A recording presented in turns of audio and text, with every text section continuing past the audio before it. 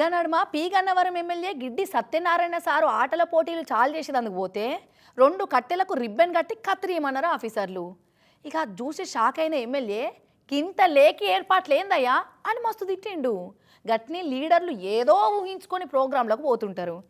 ఇక ఆడికి పోయినాక అంత రివర్స్ ఉండే వరకు పర్షానై ఆ ప్రకోపాన్ని గిట్ల చూయిస్తారు. కుట్టెటోని కుడి పక్కన ఉండకు, ఏడిచేటోని ఎడమ పక్కకు ఉండొద్దు అనేది గిందికేనేమో. అస్సాంలో ఉన్న దుబ్రి జిల్లా ఈస్ట్ బిలాసిపర అనే ఊరి ఎమ్మెల్యే శంషులు కూడా మార్కెట్ కాడ కొత్తగా కట్టబోతున్న బ్రిడ్జి శంకుస్థాపన కార్యానికి పోయిండు. అయితే శంకుబండ వాతే కాడ అరటి చెట్టు కొమ్మలు పెద్దవి పెట్టకుండా ముతెమంతే పెట్టిరట. ఇక అదిగాక కాషాయం రిబ్బన్ కాకుండా కత్తిరిస్తేందుకు గులాబీ రంగు రిబ్బన్ పెట్టిరట. ఒక ఆయన పల్లెంలో కత్తెర పట్టుకొని ఎమ్మెల్యే సాబ్ పక్కకే నిలుస్తున్నాడు. ఇక ఎమ్మెల్యేకి ఆ గులాబీ రిబ్బన్ను పొట్టిగున్న అరటి చెట్టును చూడంగానే సర్రున బీపీ లేచింది. చిటపటలు ఆడిపోయిండు.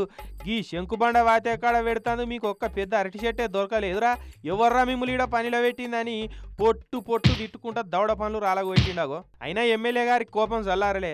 ఆ అరటి చెట్టు వీకి అదే చెట్టుతోటి పాపం కాంట్రాక్టర్ తన పని చేస్తున్న ఆయన నెత్తి వాళ్ళకు కొట్టిండు. అట్లా అంటున్న ఎమ్మెల్యేను ఈడిచి మళ్ళదంతే ఎట్లుండు కానీ అసలే ఎమ్మెల్యే అయిపోయా.